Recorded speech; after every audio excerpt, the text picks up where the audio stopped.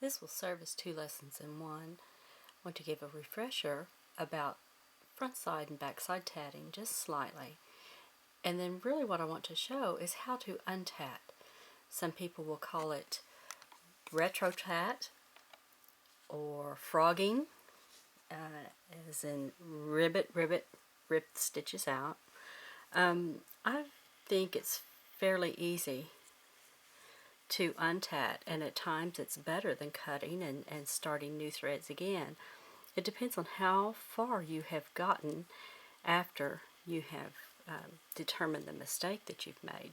Usually it's a place that you haven't counted correctly, and perhaps you don't have enough stitches in your ring or your chain, or you didn't join where you should have. But before I get into the lesson that I really intended to do, I want to refresh about front side tatting again. The first 2 chains I have tatted in front side tatting, and you can see all of the caps in each element. Even in the ring, I have done a down join so that I can see the caps. So this is the front side of the work. Now in this last ring and chain, I forgot to do that. And I did a traditional join, and can you see that there is no cap across here, and there is no cap showing the double stitch on this chain. Now look at also how that picot lays. This one wants to kind of curl upward. Let's see if I can find an angle that will work to show that. I may not be able to. Maybe there. Where the picots that are in the front side tatting lay nicely. So I want to take this out, and here lies our lesson. Because I have tatted on the back side of the work, I'm going to turn to the direction that I tatted this to begin with. Tatting progresses left to right and over the top. So that's how you can tell where you last were. And to easily untat this, I'm going to take the pick of my shuttle into that last cap and loosen it. Then I'll take it, and I've gotten to where I really don't even have to turn it over in my hands. But what I'm looking for is the cap that's on the back side also. And then take my shuttle through. So there's one stitch out. Here comes another one.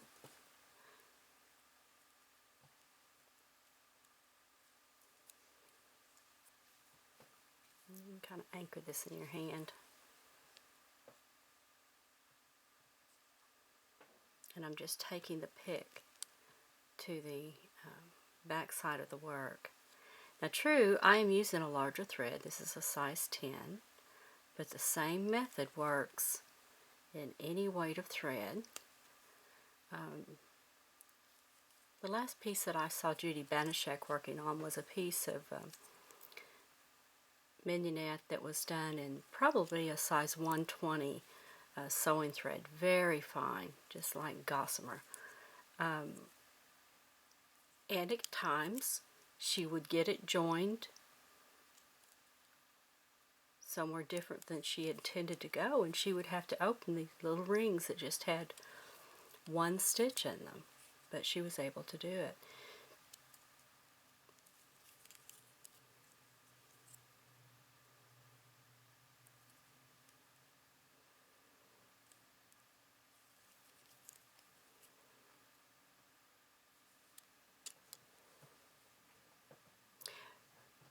Pay attention to the path of the thread. You're going to just back through where you were in the past.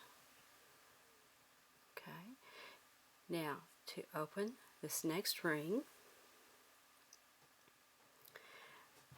if I was to tug right in here and start trying to undo this, I'm going to pull that last hitch into a knot.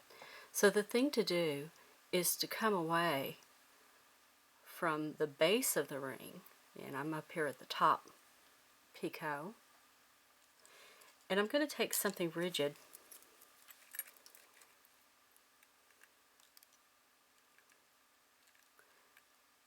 and this is to prevent me from fraying that thread too much, and I'm just going to bend my ring around this little metal rod. I use it as a picot spacer at times, and I'm pulling that core thread.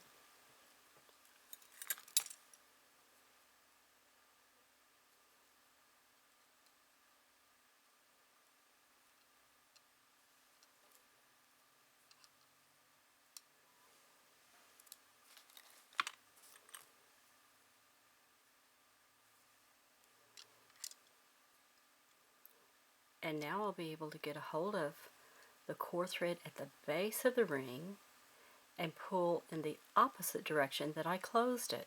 You know, when you close a ring, you take the shuttle thread and pull those stitches around to meet the base. I'm doing the opposite. I'm pulling the core thread. I want to get this large enough to fit onto my hand. And then I'll do the same thing that I did with the chain. Well, I've got all kind of extra thread going on here, don't I? Okay.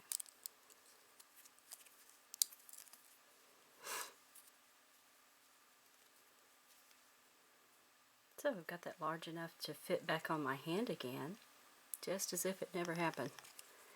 And go in here with my pick, loosen the front,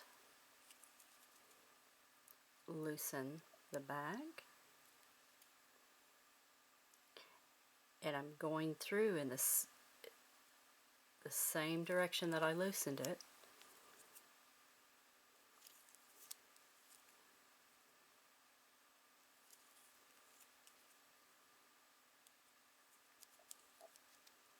And you'll pretty quickly have this undone.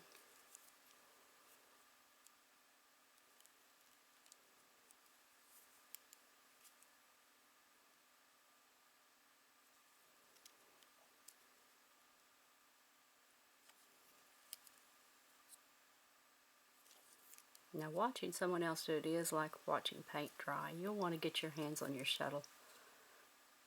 I know you can't wait. But after Judy showed me that I can unpick these double stitches, I was never afraid of them again. There's nothing to worry about if I haven't done followed a pattern correctly. It just depends on how far you've gotten. Whether you cut or you untat. I'm getting to the join that I made, and it's just basically going to be the same thing. I'm going to kind of just loosen what I see there, and I'm going to look at the path of the shuttle, and that's the direction I'm going to take. Can you see that? There's my path. So I'll take the shuttle right back through. That released my join.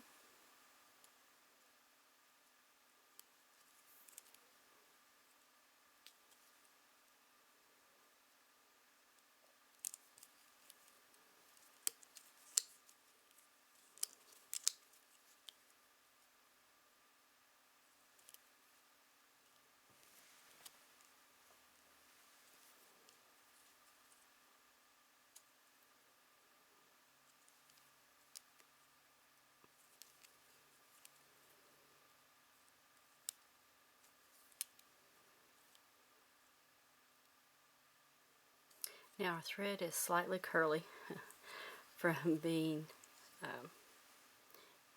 in those. And I have to tell you honestly, I will lick my fingers at times and straighten those out. If you're opposed to licking your threads or worried that it's going to be something you're going to give away, use a little bit of the best press. And I'm just going to kind of put some on my fingers, just so I don't get it saturated. and that'll help relax the threads. And you would want to ideally let that dry before you begin, but can you see how it relaxes? So let me wind up some of this mess, and we're going to put those two pieces in, the two elements in correctly. Because I do practice front side tatting, when I do my chains, they are tatted in reverse order. You'll see it written in patterns as RODS, rods, reverse order double stitch. And let's go ahead and do the down join. A traditional join comes up through the ring. I'm going to do a down join as I get to this.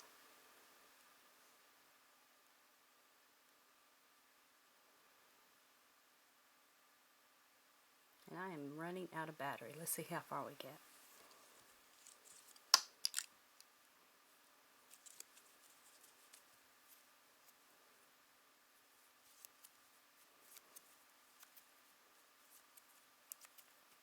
So a traditional join, you would get the thread and pull up.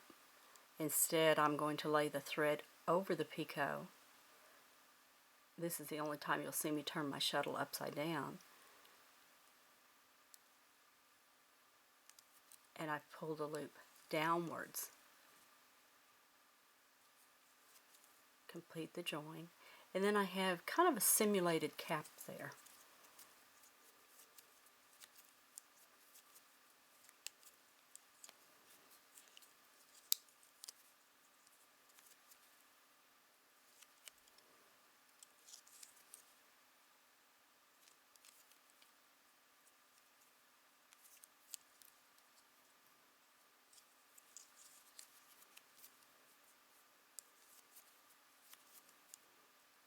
Alright, first join is first picot, 2, here comes the third one.